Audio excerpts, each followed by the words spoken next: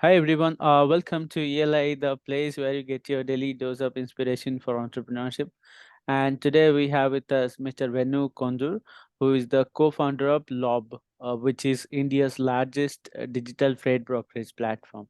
Hi Venu, welcome to ELI. Hi Priranjan, how are you? I'm doing good. How about you? Very well, thank you. Awesome. So I would request you to introduce yourself to our audience. Hey, my name is Venu Kondur, right? I run a startup, LOBB, which is into logistics space, and we, solve the problem of connecting the logistic companies for their on-demand trucking requirement. Okay. Explain it in a laymanish manner so that people who do not know about the logistic industry they can also understand. Yeah. So the in logistics space, right? So we focus on long haul market. When I say long haul, the trucks that are run on highways that you see, Mm-hmm. right? So between the cities, right? They find it very, very difficult to figure out where that demand is coming from. So Yes. what they do is typically they pick up the phone and call up brokers to find out that aaj koi maal milega, right? So this is the typical kind of conversation that happens today, right? So what we really saw is an app through which they can find the demand that is most relevant for them. Say, for Mm-hmm. example, a trucker who is running a truck between Bangalore to Delhi, right? He would have to be notified about the demand that he can actually carry, right? So as a platform, we contextually nudge the right trucker for the right demand so that they don't have to wait, endlessly in those cities for the demand, right? So Okay. that's what we try to solve. Okay. What do you mean by the right demand? As in, the demand means different for different type of trucks, is it? Yes, yes. So say for example, there's a company Amazon, there is a company Flipkart, and there could be, steel, there could be cement. So there are about 40 variants of trucks in India, right? So every type of material would not, get into the kind of truck that you have, right? Therefore, it is very, very important to figure out that what good can be carried in your truck. So therefore, we really help these fleet owners with the right type of demand that can actually be fitted into the truck that they have, and they can carry that. Okay. And also tell us a bit about how the long haul trucking industry works in India. I understand in India that there is a large amount of wastage that happens just because the market is not organized enough. So how does your platform come into play in solving that thing? Very good question, right? So just to give you a brief, right? So Indian logistic industry is a large, $330 billion industry. So we as India consume about 15% of our GDP. We spend about 15% of our GDP on logistics, right? So everything that is around you is logistics, which we may not think about it, but that's how it works. So the earphone that you're wearing, the laptop that you are using today, okay, the chair that you are using, the table that you're using, everything around us, right? So the cloth that we are in, that is moved from a manufacturing factory to your home, right? Mhm. And that all works logistics, right? So we spend about 15% of GDP on logistics, right? Mhm. However, the developed countries, they spend about 6 to 7%. So which means that we are inefficient. So one of the core challenges, that we are trying to solve is how do we reduce this, percentage, right? And that can be done in several ways, right? Improving the infrastructure, improving several other things. But one of the key areas that me and Jairam, my co-founder, are focused on are the long haul trucks. They run about 13 to 15 days only in a given month, whereas optimally they can run about 23, 25, right? So there is a huge wastage out there, right? आपकी गाड़ी है लेकिन आप अपनी गाड़ी को इस्तेमाल नहीं कर सकते, right? So therefore, because you are unable to utilize your vehicle, you end up charging more, right, for the unutilized capacity, right? Yep. Hence, our cost is very, very high, right? So there are about 4 stakeholders in overall journey now, right? So you have the shippers like Coke, Pepsis of the world, okay, and there are logistic companies who do contracting with them, right? And they have about 5 to 10% of their demand solved through their own trucks, but majority of it is being hired through the brokers, right? Okay. And these brokers are the ones who do the matchmaking between the demand and supply. So what we really have built is, through technology, we seamlessly connect between the demand and supply, across the nation, right? Considering the nuances of the trade, right? Which will be used for what type of goods, based upon the preference driver, based upon the preferences of that fleet owner, what type of goods can he carry, what type of cities that he would like to cover, what price point he'll be comfortable with, because everyone doesn't come back with the same price, right? So considering all these things is what we connect the logistic companies on demand, trucking requirement with these fleet owners, right? So that's the space that we are in. Very, very excited. It's been about 8 years, and we are doing pretty well. Speaking of technology, the supply part, I understand. The fleet owners, they tell your platform what kind of vehicles they have and what quantity and all. Yeah. But how does the demand thing work? How do you know where the demand is coming from? How the data is fed into your system? Tell us a little bit about it. Good question, right? And I think I've been trying to do as consciously as part of our platform, right? And this is one of the so as part of our digital journey, we provide the products for our logistic service providers, right, through which they can actually manage their entire day-to-day operations, right?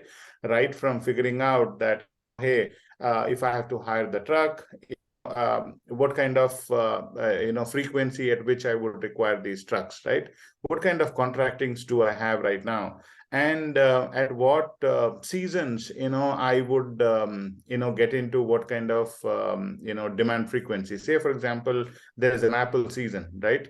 The guys who are well versed with shipping apples, they would be flooded with, the certain type of trucks, right? Coke and Pepsi, you would see a lot of these beverages really going very, very high during summer, because a lot of people, drink those beverages at that time, right? And ice creams and a whole bunch of things, right? So therefore, considering all these nuances is what we really understand, that what type of raw materials come into what type of city, right? From those cities, what kind of movements happen, and who are the guys who are really working on these particular, demand, right? So hence, as part of the platform, that really tells us the clear visibility of the high value routes and high density routes, right? So that really enables us in building the right kind of supply, right? Because we are running a matchmaking engine, you really have to be robust on both the demand and supply side. You can't be building the demand and you don't have supply, you're going to fail, right? At the same time, if you build the demand and if you don't have supply, if you have a supply and don't have a demand, again, you're going to fail, right? So therefore, you have to build a platform that really, translates by capturing those information on the ground, that, hey, what kind of demand could come at what time, at what frequency, what type of trucks are really required, what tonnage they could be carrying, okay, and to what destinations they would be going, right? So considering these, we build our platform, and that's how we really ensure that our trucks are being utilized as much they should be. Got it. Tell us a little bit about different revenue streams that you have as a venture. Who pays you basically? Yeah, so we have a very simple model, right? Wherein the demand would tell that, hey, I'm looking for a truck from here to Bangalore. say, and this is the type of truck, right? So we, as a platform, charge them an X value, right? Say, for example, I charge them about ₹1,00,000, right? And so it's between us and the demand that we, figure out a price, right? And for the supply, which is the trucker, right? We source the trucker at a price that gives us a better gross margin, right? The guy who can go at the lowest price, right? And also whose service levels are very, very good. So there are a lot of, service parameters that we look at, considering there are certain customers who look at to say, hey, I would like to get my material in about 4 hours, right? So there would be guys who like, hey, I don't know how long it takes, but I would cost effective, right? So therefore, considering all these nuances, the pricing is worked out, and we make our revenues through the bid and ask spread, basically. Okay. Let's say I'm a either truck owner, or I am someone who is looking out for trucks, so either demand or supply. How Yeah. do I discover your platform? What is the product or platform discovery process that you have in place? Yes. So it's pretty simple. So you our app, LOBB truck, which is used by the fleet owners, and the FTL used by the logistics service providers. You punch in your details, and once you do that, the minimum KYC, right? And after which our team gets in touch, to really verify the documentation that you have provided, just to be very, very sure that we are working with the right people, right? And once we have verified all the documents, we are good to go, right? It's completely digital, okay? And in our platform, we don't take a single rupee in cash. It is 100% bank transactions only. And we do once we have all the KYCs verified for those truck owners. Got it. You said it's been about 8 years running LOB. Yeah. Would be very curious to know how were the initial days, since it is a marketplace model. When you build a marketplace, you have to onboard both sides, the demand side Yeah. as well as supply side. And Yes. the way it works is, as long as you have demand, supply will catch up. But it's a chicken and egg problem. If you don't have Yes. supply, when demand will not come also. Correct. How did you go about it? Which part did you solve first, and how were the first few people who were onboarded to your platform?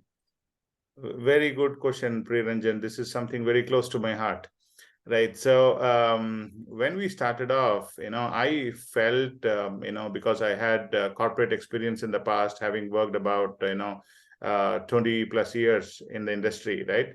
When I started off. So I was very, very sure that this should be a simple problem to be solved, but it wasn't, right? Mhm. And as you rightly said, it's a chicken and egg story, right?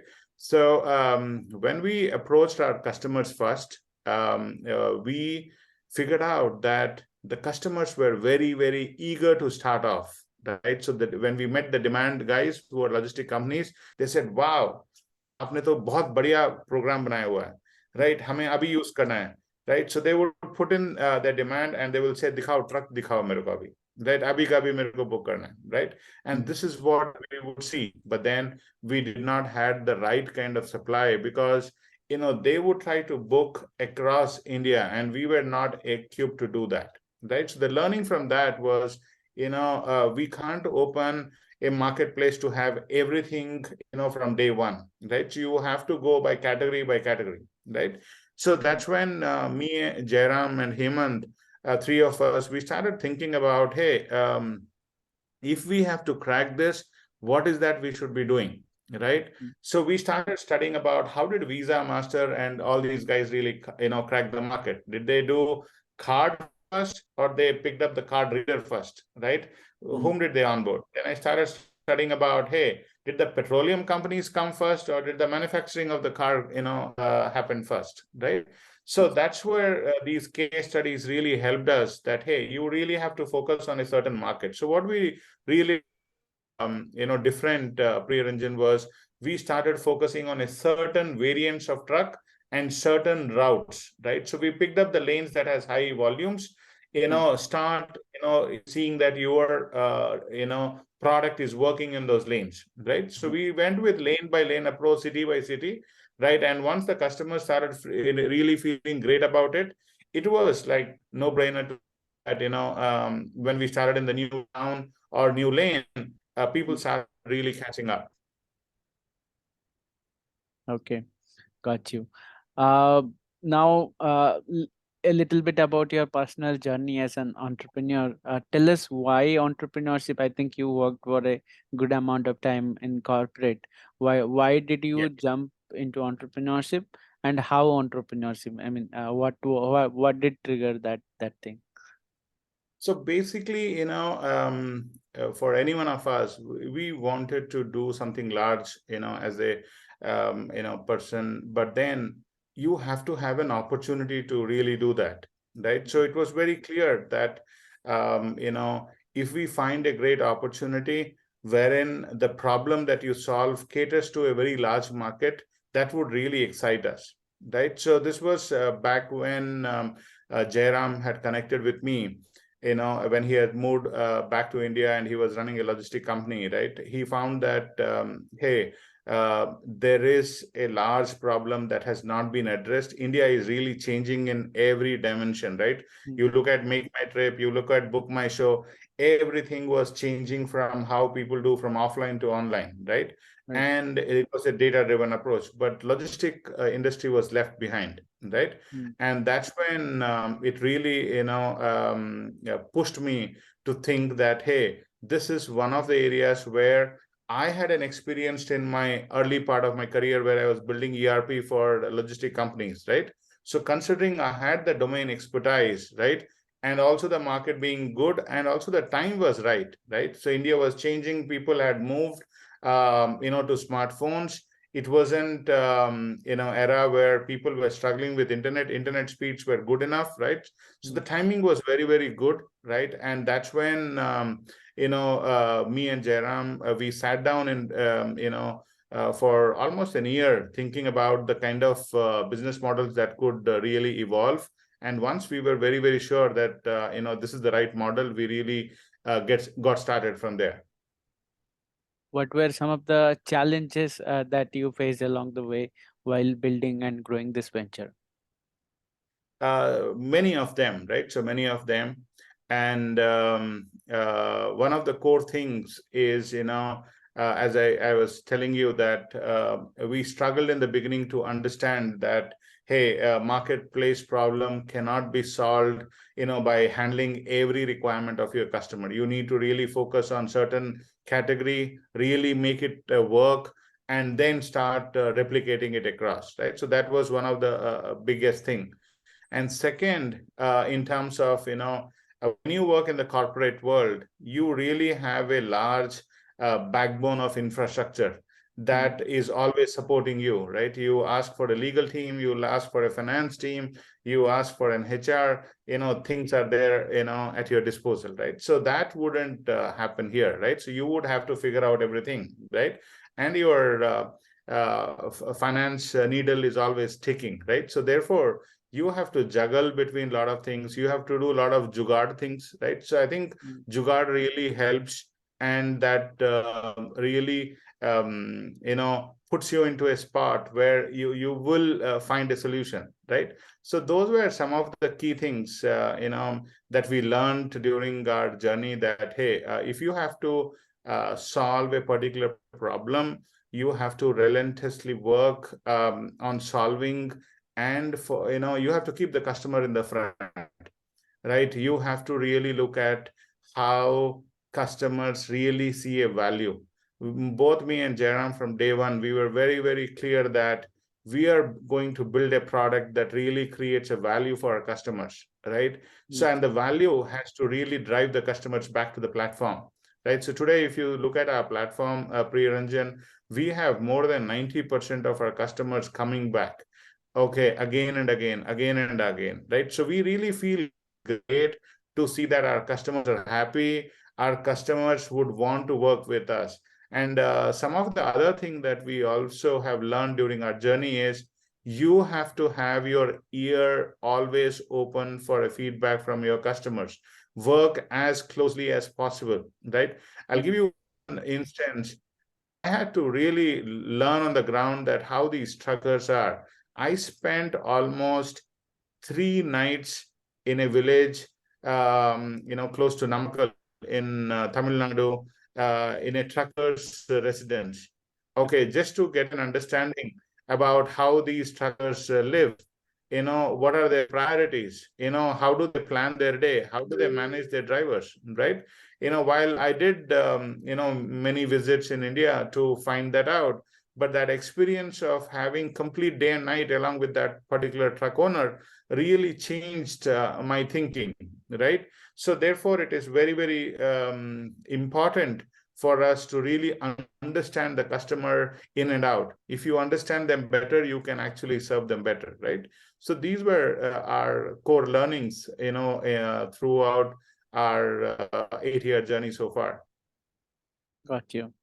Very, very excited. Uh, one big thing that every entrepreneur goes through is hiring right people who are driven, who are Yeah. passionate about the big vision that the founders have. So Yes. I would like to ask you, how do you go about hiring people? Which platforms do you visit, or what routes, what methods do you follow for hiring people? And then how do you make sure that, let's say you have got like 5 different resumes for a single role after sourcing from different platforms or different channels, but how do you make sure that out of that five resumes you hire the right guy, this is the guy for my venture? What is the process behind that? So we have several rounds that we go through, before we say yes to anyone.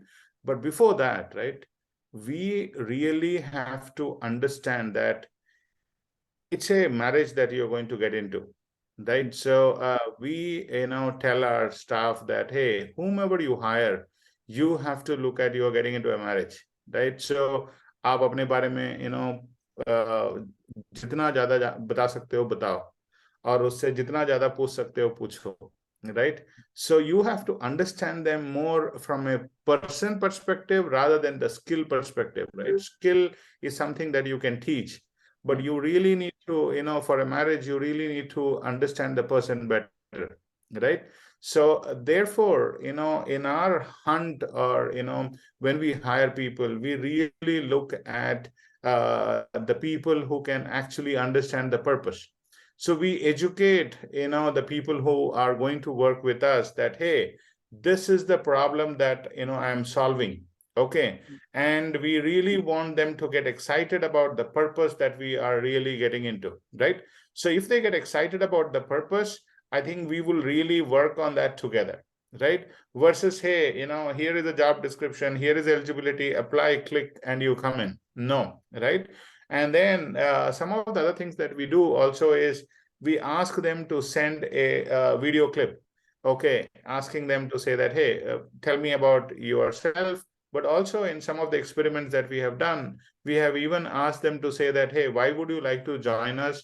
And what do you think that you're going to add as a value in our journey, right? Mhm. So these are the things that really helps us in doing that. Then number two is, we are very clear that the first 500 people that are going to come into the company are really going to set the fundamentals of the company as we grow and become very large, right? It's very, very important to get that culture into the company.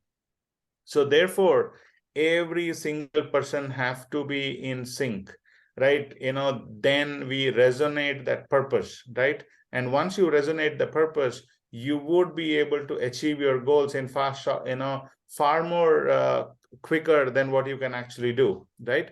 So therefore, in the complete hiring process, we are very, very clear that the people who are going to work with us, they understand our purpose, they understand why we are building it.